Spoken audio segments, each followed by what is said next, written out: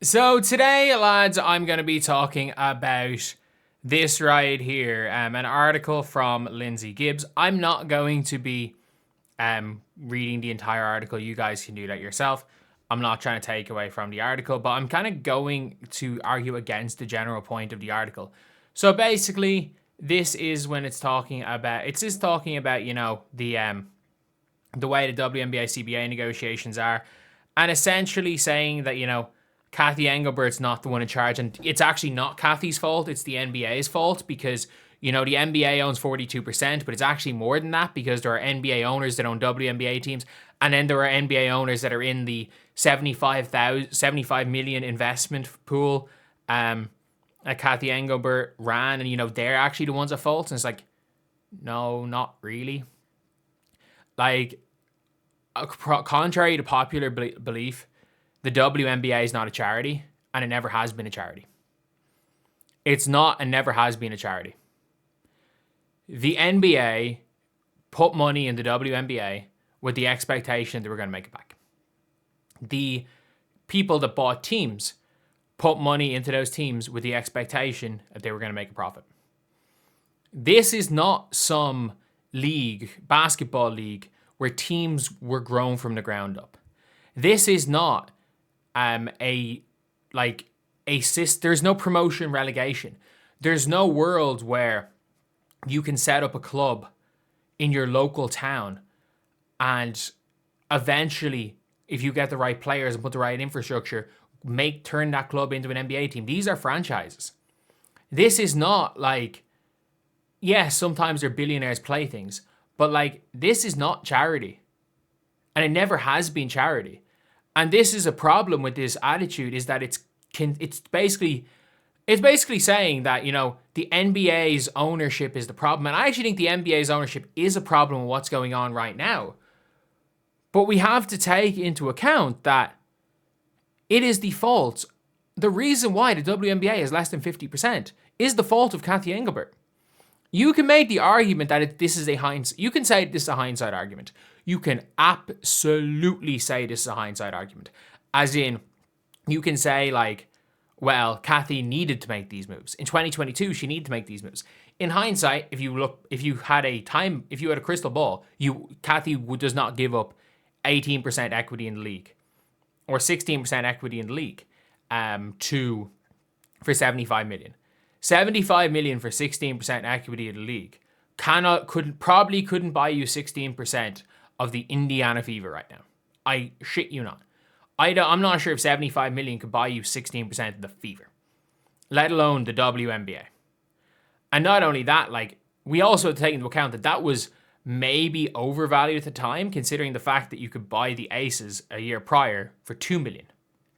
You could buy the Dream, I think, earlier, 6 months earlier, for 8 million. So you could buy the Dream for 8 million. You could buy the Aces for 2 million, who at that stage were the Las Vegas Aces. It was after they moved from San Antonio. So you could buy the Vegas franchise for freaking 2 million. So 75 mil for 16% probably sounded good at the time. But 75 mil for 16% is fuck them. That's 75 mil. And I think if you are Kathy Engelbert, the NBA want to make profit. I definitely think the NBA put bad assets into the WNBA to kind of cook the books a bit for the NBA.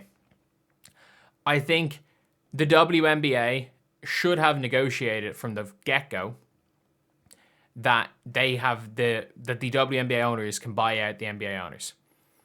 If they pay the NBA owners back what the NBA owners put in, all the money, they can buy them out. The problem is that these new investors, you're not going to buy them out because there's so many different investors. So many investors put in little bits of money. And then there are some people that literally, as far as I'm aware, Joe Tsai has 3 different ownership stakes. An ownership stake because he's an NBA owner, an ownership stake because he's a WNBA owner, and an ownership stake because he put in money in that round of investment they were looking for. You can't just say the blame is on Adam Silver, because what the fuck has Adam Silver done? What, the NBA are to blame? Yeah, sure, James Dolan exists. James Dolan, but he's one of 30 owners. He's one of 30 owners. And yeah, the NBA owners want their money back. The league's not charity. And the problem is that because the league made a deal with the devil, they did. The league made deals to survive. And those deals to survive probably will never allow the league thrive to the extent that they wanted to. However, what it can do is there can be a way, right now seems to be the perfect time, that the league and the NBA can work close together. They can work hand in hand. And you can use the NBA's promotion, you can use the NBA's platform. This is the first time where cross-platform promotion is actually going to help. You're seeing so many Caitlin Clark fans that became Pacers fans during the season, became Pacers fans during the playoff run, and vice versa. Indiana has been taken over by the Fever, and you can see that with teams. When teams are successful, when teams are good to watch, like, I'm just trying to think off the top of my head, Timberwolves fans being Lynx fans. A lot of the journalists now covering both teams seriously. This, they are big things. And for me, that is one of the benefits of having the NBA brand there. Like, it was one of those things where, like, it's where it happens. It happens. But talking about how, the NBA is a challenge to the league's future, this league doesn't exist without the NBA. Like, we have to also take that into account. Like, the league doesn't exist without the NBA. And unfortunately, the cost of existing up to this point is minimizing future profits. And that is a thing. And taking your ball and going home and creating your own and just getting rid of this league because, they made bad deals in the past. And I don't think the NBA only 50% was a bad deal. That was needed for it to survive initially.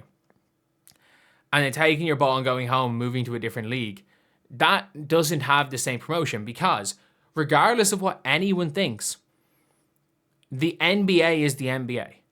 And it's the reason why, as much as in Europe, EuroLeague is EuroLeague. EuroLeague is the league. It is, for me, it's basketball in its purest form. The best athletes are in the NBA. The best skilled players are in the NBA. The best basketball is played in EuroLeague, I think. And I don't mean that by saying, like, the EuroLeague champions are probably a borderline playoff team in the NBA. But, like, the way they play ball in EuroLeague, you can have 12 of the 13 best players on either roster on an NBA team, and a EuroLeague team could still beat that NBA team. Like, just because of style of play. Like, I think if you got the right NBA level players that could all play a EuroLeague style of ball, they would fucking dominate the NBA. But nobody's gone all in on that. The closest thing were the Spurs. And how many championships did they win? But it's but that's just my opinion. Like, you can argue whatever the hell you want. But still, it doesn't matter. With that league becoming NBA Europe, just having the NBA branding on that is going to make it so much bigger. It's going to help. It's going to help. But as long as you get a buy-in from the teams, as EuroLeague was a breakaway league as is from FIBA, the like, they genuinely can it will get bigger. And everyone talks about, the WNBA is the biggest league, the NBA is the biggest league.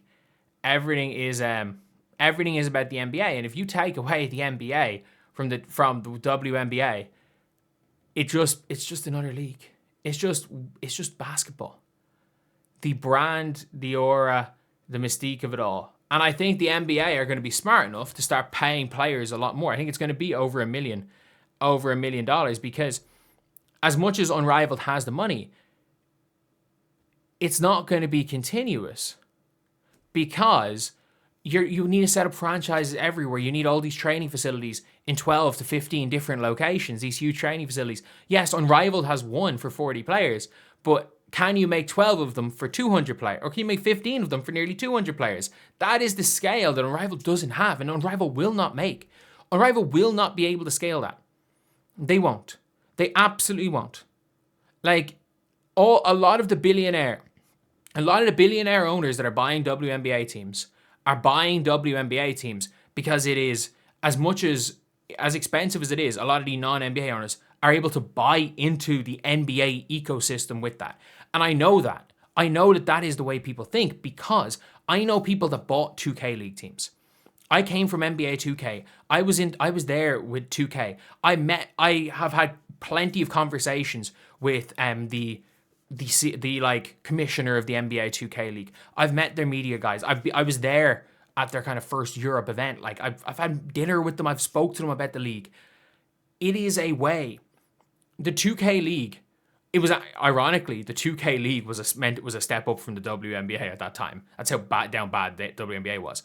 But teams would sponsor the 2K League and get in because for these brands, that was their in with the NBA. That was their whole thing, being like, look, we don't have the money to get involved with the Knicks, but we can get involved with Knicks Gaming. We have that type of money to get involved with Knicks Gaming. And then we can say and all our things, yeah, we're involved with Knicks Gaming. This is what we've done. It's an in with the NBA, which a lot of brands are wanting to do. Just like a lot of owners, a lot of really rich people. It's hard. It's hard to, no matter how much money you have, it's hard to own a team in any of these leagues. So now you're looking at it being like, oh, I can't really get into the NBA, but I like basketball, so let me go into the WNBA. Because it's a bit cheaper. It's still way cheaper. But it's going to be very different with Unrivaled. You know, we can get into we can pump money in to the NBA ecosystem. Or you can put money into this startup league that doesn't have the infrastructure there already, and I don't know. But no. The NBA, you can absolutely at the surface level make the argument that the NBA owning 42% of the league and NBA owners being part of Kathy's investment run of 2022 is harming the league right now. At a surface level, you can make that argument. You absolutely can. But you also have to take into account that 1, the league's not a charity. 2, 27 years, this league doesn't exist if it's not for the NBA. And 3, no, like if you remove the NBA from the WNBA, let's just say the players take their ball and go home and go to Unrivaled, and it just becomes an Unrivaled league. There is no way that Unrivaled competes with the WNBA. There's actually not, because of the brand that's there. As much as people want to say, oh, they're like the individual teams don't have their brand, the WNBA does. Like, even if there's a lockout and it becomes Unrivaled summer, and even if Caitlin plays, they are not going to get viewership at the WNBA. That is not going to happen. I'm telling you guys for a fact that is not going to happen. So anyway, yeah, that is pretty much it, lads. That is pretty much it. I think blaming the NBA is just a very surface level complaining to complain. I don't think it takes into account everything that has happened. It doesn't take into account the history of the league. And if you want to make the argument that, yeah, the WNBA tried to set up, the NBA tried to set up the fail. I think it's more whoever was in charge of ESPN back in the day. But I also think that the investment that was put in, it can't be understated that up to this point, it's the only reason it survived. And maybe there will be a full buyout.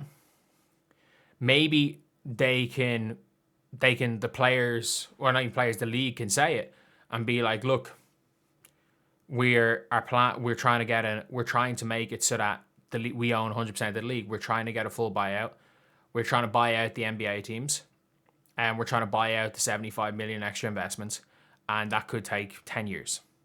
We're trying to get the fund. We're trying to buy it out. That is our plan for the next 10 years, to buy out that. And that is something that I don't know if it's realistic, because obviously women's sports is going to boom. And 2, it's something that I think in life that kind of happens, no matter what you set up, whether it's a sports league or a company.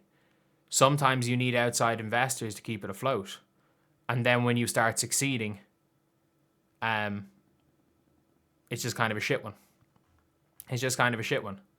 Especially when you don't have a buyback on a buyback clause. So yeah, anyway, that's pretty much it, lads. That is the video. Let me know what you guys think. Thank you guys for watching. Please like, comment, and subscribe.